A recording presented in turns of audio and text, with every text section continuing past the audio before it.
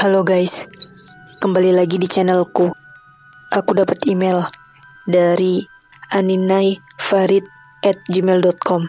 Gak ada namanya guys, tanpa nama. Langsung aja, let's go. Hai kasih, aku mau cerita suatu pengalaman seram yang kualami sendiri. Aneh, tapi benar-benar aku alami. Tidak hanya itu, terkadang hal yang sangat aneh pun aku alami. Saat itu, aku sedang bermain di taman yang indah dengan kebun bunga dan bermacam-macam permainan. Banyak anak-anak yang senang, asik bermain di sini bersama keluarganya. Aku menuju ke taman hanya seorang diri saja, tidak bersama ibu, ayah, atau temanku. Hanya seorang diri, tanpa ditemani siapapun. Aku jelas sangat berani, karena taman itu dekat dari rumahku, sangat dekat, hanya berseberangan. Tapi saat aku ke taman, hari itu tidak ada orang sama sekali. Senyap, sunyi, tanpa canda tawa pengunjung. Tidak seperti hari-hari biasanya yang ramai. Aku asik bermain sendiri. Semua permainan aku mainkan dengan leluasa, tanpa menunggu orang. Tetapi tiba-tiba, langkah mungil mendekatiku. Seseorang yang sama sekali tidak kukenal mendekat padaku. Dia anak yang terlihat seumuran denganku. Anak itu tidak memberiku senyuman. Dia hanya berbicara, mengajakku untuk ikut dengannya ke sebuah bukit yang indah. Karena aku penasaran dengan bukit yang dimaksudnya, aku antusias ikut dengannya. Setelah sampai, seolah-olah hanya sekejap mata, anak itu tiba-tiba saja menghilang dari sampingku. Aku bingung, semuanya adalah bukit indah. Aku tidak tahu kemana arah jalan pulang. Meski bukit ini indah, tapi aku hanya seorang diri, tanpa siapapun yang menemani. Bahkan aku tidak tahu ini di mana dan wilayah apa.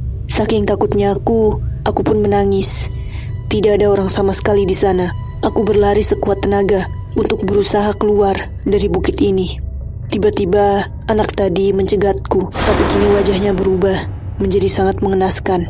Dia menarik tanganku yang berusaha berlari darinya. Tangannya sangat erat, mencengkram tanganku. Aku tidak bisa berlari. Aku hanya bisa berteriak, meminta tolong. Aku hampir pingsan melihat wajahnya yang menyeramkan itu. Anak itu menatap dan berteriak padaku. Dia memintaku untuk tetap menemaninya di bukit ini. Tiba-tiba tubuhnya menjadi tinggi dan patah-patah. Aku tidak kuasa menahan rasa ketakutanku. Aku berteriak meminta pertolongan. Aku pun meronta juga menangis sejadi-jadinya. Dia tetap tidak melepaskan tanganku. Tiba-tiba dia terdiam, menunduk. Aku ikut diam, karena aku pikir ini akan segera berakhir. Ternyata dia berubah menjadi iblis yang sangat mengerikan. Berbisik kepadaku dengan suara yang sangat berisik dan kacau. Tidak terdengar dengan jelas apa yang diucapkannya. Aku pun pingsan karena sangat syok. Aku terbangun dari tidur dengan air mataku.